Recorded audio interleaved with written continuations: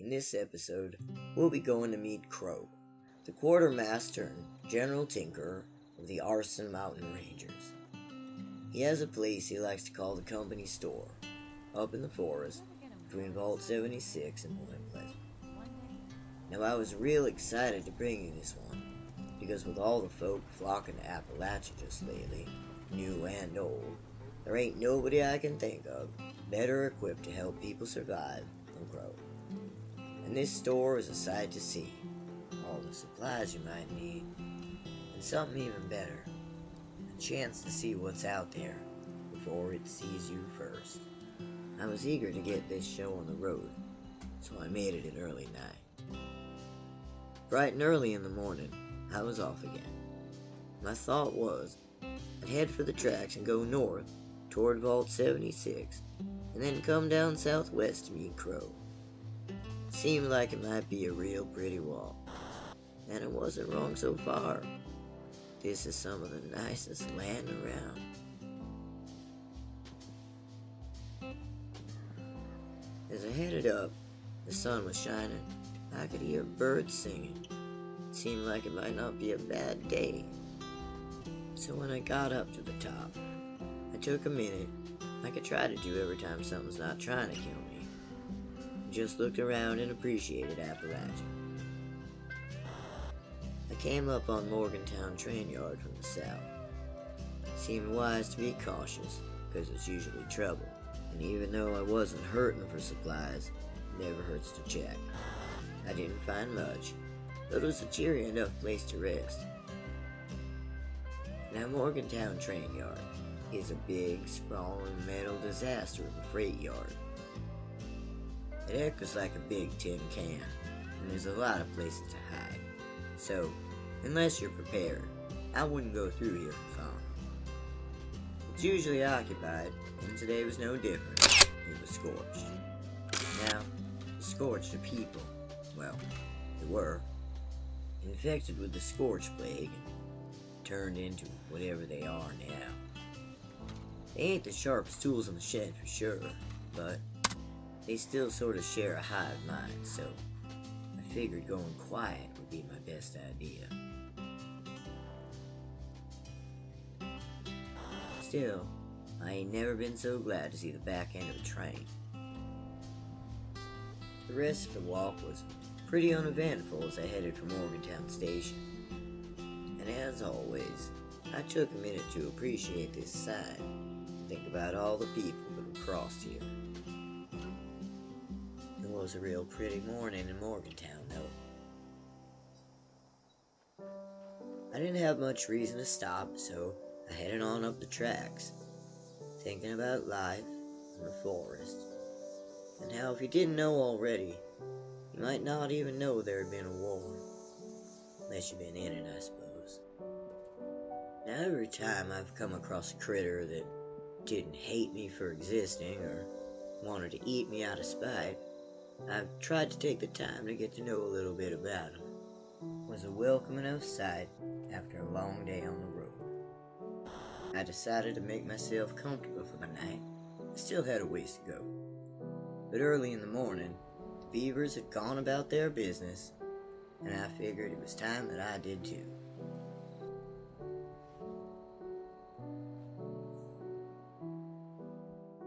I followed the northbound tracks a bit, and then hung a left to go west toward the vault. Knowing me, every time I find a scene like this, I gotta check it out. What I found gave me a real somber start to the morning. It was a box full of trinkets and a note. He died shortly after the bombs. He was already so sick, so fragile. I miss him so much. I can't carry these things of his anymore, and I can't bring myself to bury them. So I've left them here, and now I can focus on survival. If you are reading this, and if you have lost someone, leave their trinkets, their clothes, their memories here. Forget them for now. You must. Nobody will be around to remember you. You must survive. with the note fresh on my mind, when I saw a settler out here chopping wood all by her lonesome, I was a little uneasy. I was about to ask her how she was getting along when, well, screwed, I ain't got nothing to worry about, at least as far as she's concerned. Ain't that me school?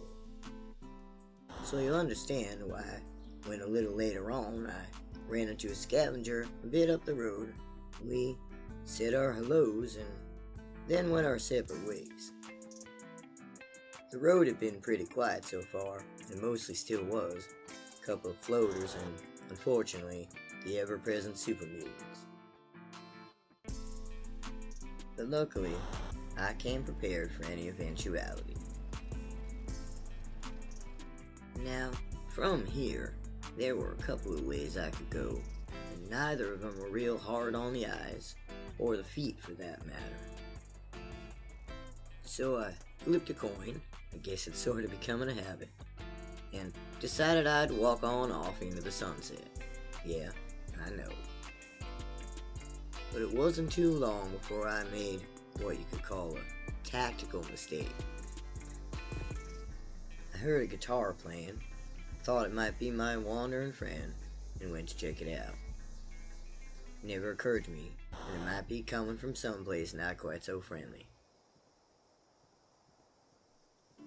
I hadn't been looking for a fight, but when it was over, I realized I was standing on top of a pretty snug and cozy place to sleep. Stove in the corner, roof to keep the rain out, and some stuff they'd obviously left behind.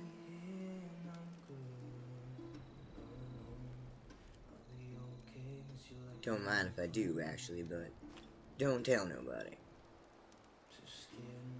I took advantage of some dry clothes I found in a backpack, stretched out, settled down, listened to the thunder, and tried to get some rest. But of course, that note was still weighing on my mind, and after the events of the day, I was up before dawn to watch the sunrise.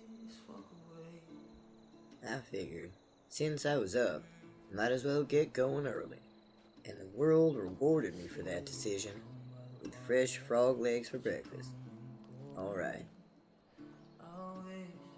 As I got close to Anchor Farm, I slowed down a bit, if for no other reason than I always like to look at it.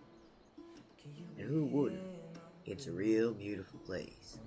Heck, when I was a kid, my friends and I used to dream about coming down here and taking it over.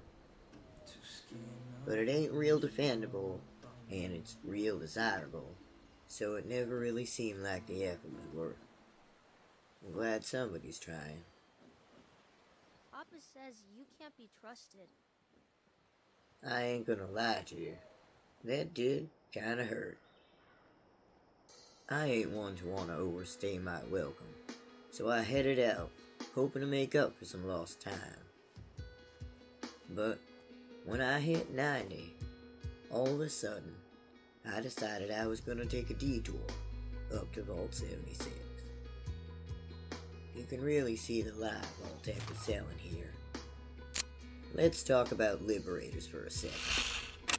Communist propaganda bots that don't look like much, but the damn things are fast and agile, and they'll sure as hell pick you apart. Why is it that every problem I'm running into is coming in swarms today? Vault 76. America's best and brightest. Or so they said.